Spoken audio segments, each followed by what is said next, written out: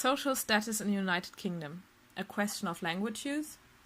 Having debunked the common theory of a three-class societal model through such factors as wealth, housing, or most recently education, it is now time to shed light on the kind of language British people use and whether there is a link between language use and sociological factors. Since the Great British Class Survey has revised the traditional model of the upper, middle and working class, Britain's societal structure has, again, become a topic of great interest. Linking this to the realm of language, the question arises as to whether it is possible to determine an individual's social status in the United Kingdom through the analysis of the language patterns they employ. Here, the relationship between language use and social rank will be examined by focusing on different perspectives, one of them being sociological, also referring to professional, hence economic contexts, the other one being geographical. According to the Grumpy Guide to Class, produced by the BBC, you don't see anywhere in the world the same obsession with class.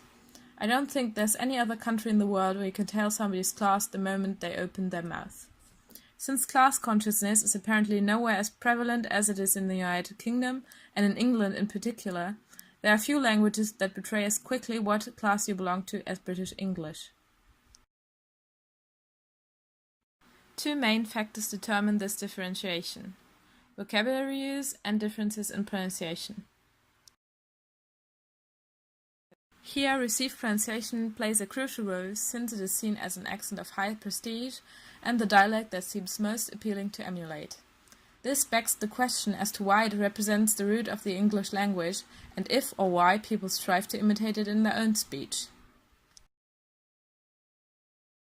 This apparently strongly depends on the area you are in, as can be seen in Everett by Savage, a British sociologist, presenting an interviewee in this experience.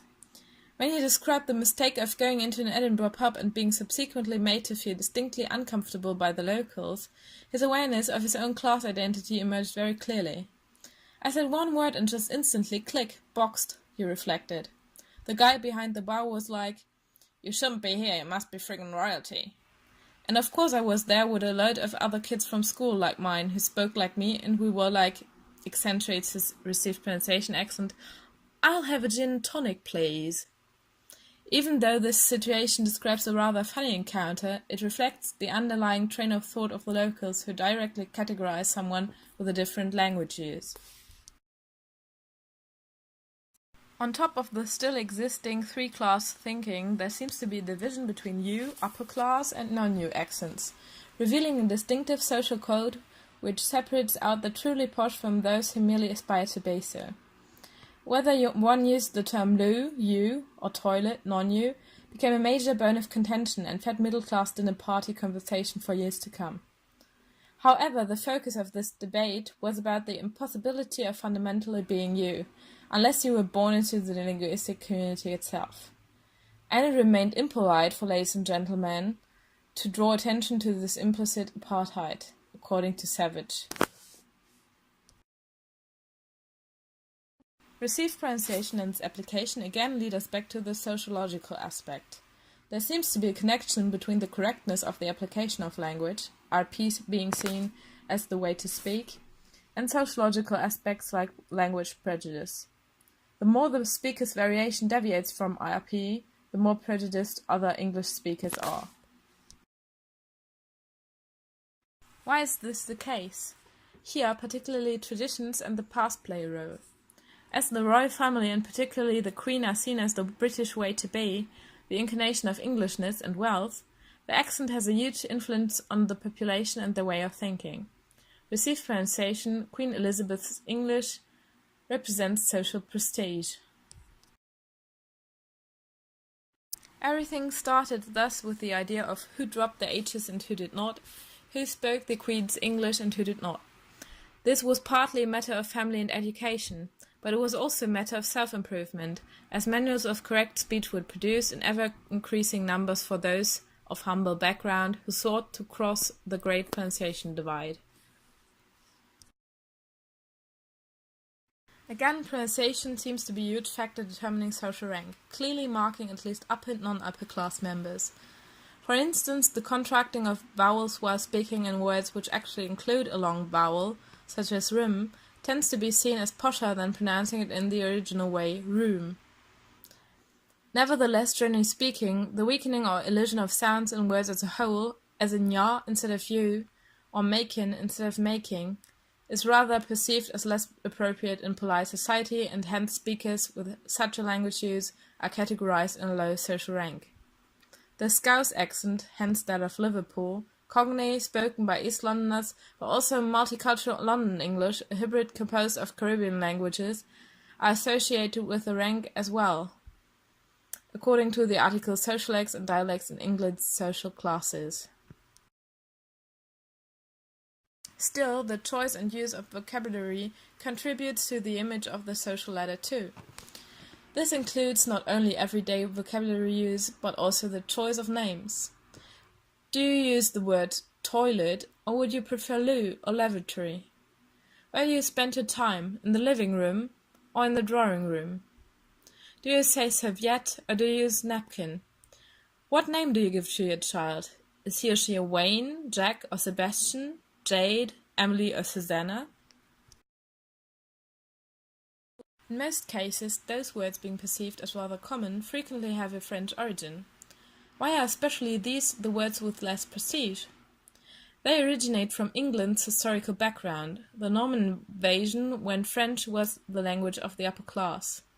Here pretentiousness may be the key to understanding the nowadays negatively connotated use of French terms. In England, pretending to be something you are not, in this case posh, does not make you more but less socially esteemed. The Grumpy Guide to Class refers to this phenomenon as well. People of a low social rank trying to adapt their behavior or lifestyle to a higher social rank are directly classified into a lower social rank. However, this does not only work in one direction but vice versa too. According to an article on the website of the British Council, Sky News ran a report recently in which an 18-year-old woman was trying to sound less posh because she didn't like random people telling her that she must be rich and from a privileged background, which shows that no matter where your position on the social ladder is, people try to pretend belonging to a different social class for not being judged. Lindsay Henley, who wrote an article for The Guardian, calls this occurrence the Downton effect, which describes one acceptable way to be in society, and that is to be middle class and from the south-east of England.